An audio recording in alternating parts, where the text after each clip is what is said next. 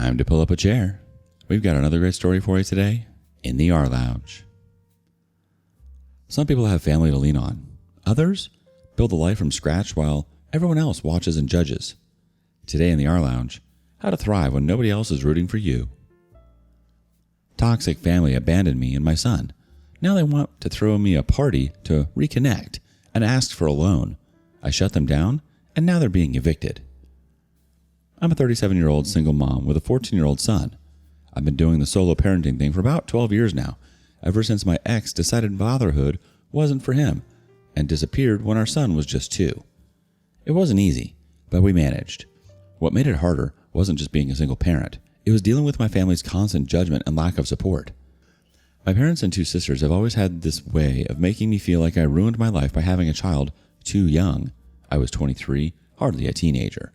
From day one, they made it clear that they thought I made a mistake. While they'd help my sister with literally anything, I was expected to figure everything out on my own because I chose this life. When I got pregnant, you'd think I'd committed some horrible crime based on the family's reaction. My parents sat me down and told me I was throwing my life away. When my ex left, instead of offering support, my mom actually said, "Well, what did you expect?" For years, I worked multiple jobs while getting my degree. I'd be up at 5 a.m., drop my son at daycare, go to classes, pick him up, work evening shifts, study after he went to bed, and repeat. My parents watched my sister's kid all the time, but always had excuses when I needed help. "We're too tired. We already have plans. You need to learn to handle things yourself." When COVID hit, everything fell apart. I lost my main source of income almost overnight. My son's school closed, and suddenly I was trying to help with remote learning while frantically searching for work I could do from home. I swallowed my pride and called my parents to ask if they could help us out temporarily. Maybe watch my son a few hours a day while I interviewed, or loan me enough to cover 1 month's rent until my unemployment kicked in. My dad's response? "You should have planned better. This is what happens when you have a kid too young and you're on your own." My mom added that they were helping your sisters through this difficult time and couldn't stretch themselves any thinner. I later found out they gave my younger sister, who has no kids and a stable remote job, several $1,000s because she was stressed about the pandemic. I managed to find remote work, but we were struggling. My son was having a hard time with isolation. He's normally social and active, and being stuck inside all day was taking a toll on him. He started having trouble sleeping and was getting more anxious by the day. By late summer, I was desperate. Our lease was ending, rent was skyrocketing, and my income wasn't keeping up. My parents have a 5-bedroom house with just the 2 of them living there. I asked if my son and I could stay with them temporarily, just until I could save enough for a security deposit on a new place. They immediately shut it down, saying my son was too disruptive. He's not. He's actually a really quiet, well-behaved kid, and that they needed their space. A week later, I found out they had invited my younger sister to move in with them so she could focus on her art without the distraction of paying rent. She doesn't even have a real art career. It's a hobby she picked up during lockdown. Meanwhile, my son and I were facing potential homelessness, and they couldn't spare one of their 4 empty bedrooms. I ended up taking out a loan to cover moving costs and found a smaller place further from the city. It stretched our budget to the breaking point, but we managed. My son had to change schools in the middle of all this. Then came Thanksgiving. My parents invited us, and against my better judgment, I accepted. I thought maybe they'd realized how they'd been treating us and wanted to make amends. I was wrong. The entire dinner was a parade of subtle digs and outright criticism. My older sister commented on my son's haircut, saying he looked unkempt. He'd cut it himself during quarantine and was actually proud of it. My dad questioned why I hadn't found a real job yet, as if remote work during a pandemic wasn't legitimate. My mom kept asking why my son wasn't participating in any extracurricular activities, ignoring the fact that everything was shut down and we couldn't afford the few virtual options available anyway.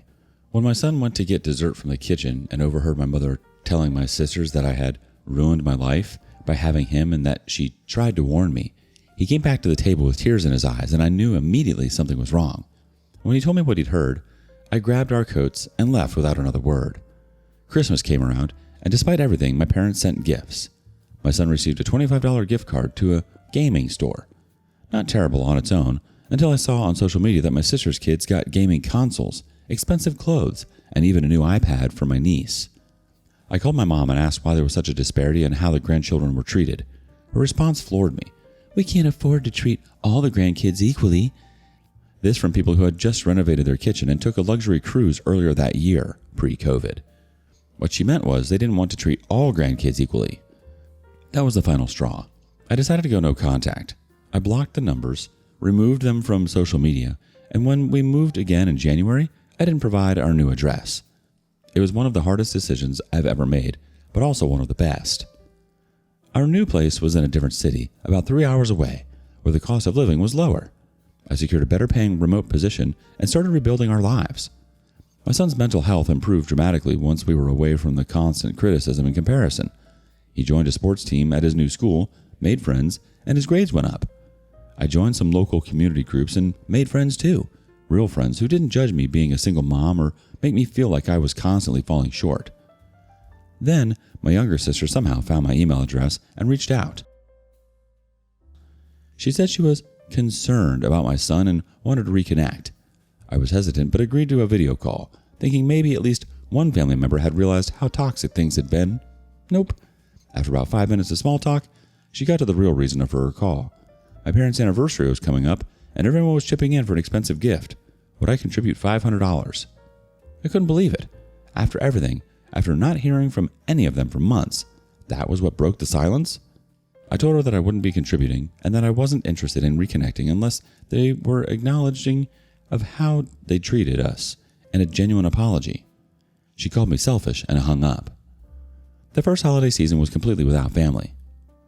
My son and I created our own traditions with our new friends. It wasn't perfect, but it was peaceful. I did receive a card from my parents. It said they missed us and hoped we were doing well. But there was no acknowledgement of their own behavior. No apology, just a vague sentiment that could have been written to anyone.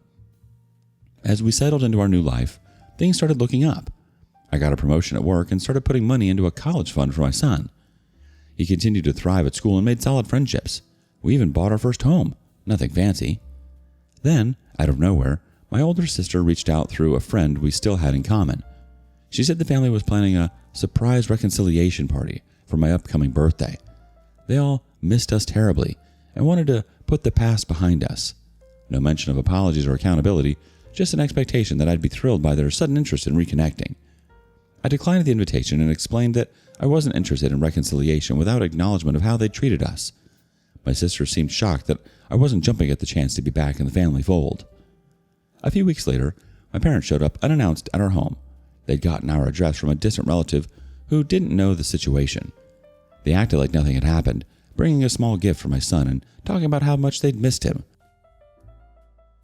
My son took one look at them, went to his room, and refused to come out.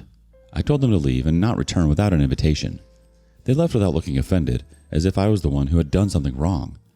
Then came the phone call that explained everything. My father called from an unknown number and I answered without realizing who it was.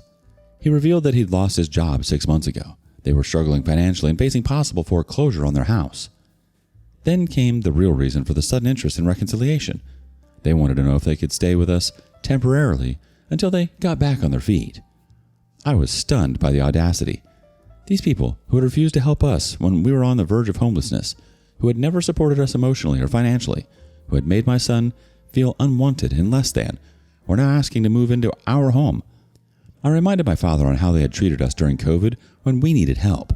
His response was that was different because I had chosen to be a single mom.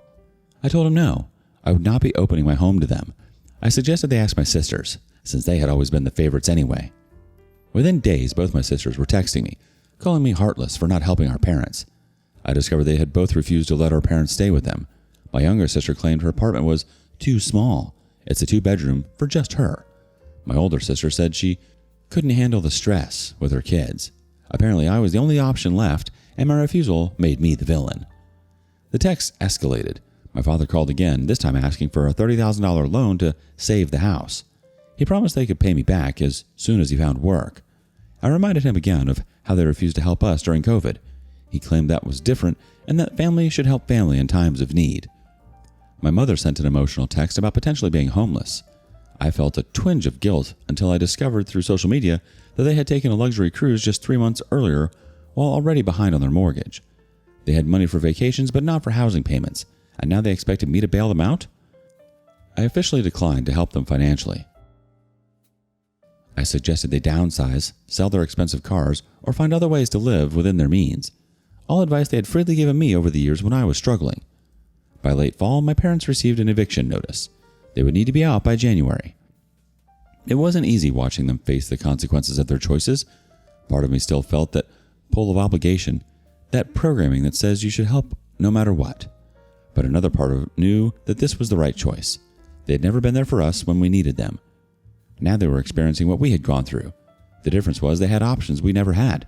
They could sell their luxury items, downsize dramatically, or swallow their pride and accept help from social services.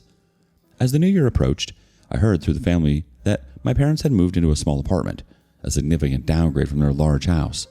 My father was still unemployed and my mother had taken a part-time job. My sister called me crying about how hard my parents' lives had become. She admitted they were pressuring her to let them move in with her. She was refusing. The last I heard, my parents had moved in with my older sister after being evicted from their apartment. She called me complaining about their behavior in her home and apologized for not believing me about their toxic behavior. In the end, they moved to another state to live with a distant relative. I love that you didn't let them worm their way back in. You and your son finally have a life that's actually yours, with people who actually care and don't make you feel guilty for living it. Your son gets to thrive, make friends, play sports, and just be a kid without all that toxic pressure.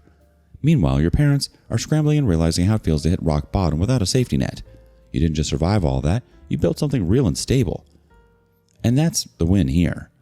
It was the right call. You and your son are living proof that sometimes the family you choose is way better than the one you're born into. Ever realize that the only family you can truly rely on is yourself? Share your stories with us in the comments below. And thank you for joining us today in the rLounge. Be sure to like and subscribe and hit the notification bell so you don't miss out on our next video. Until next time. And please put your chair back where you found it.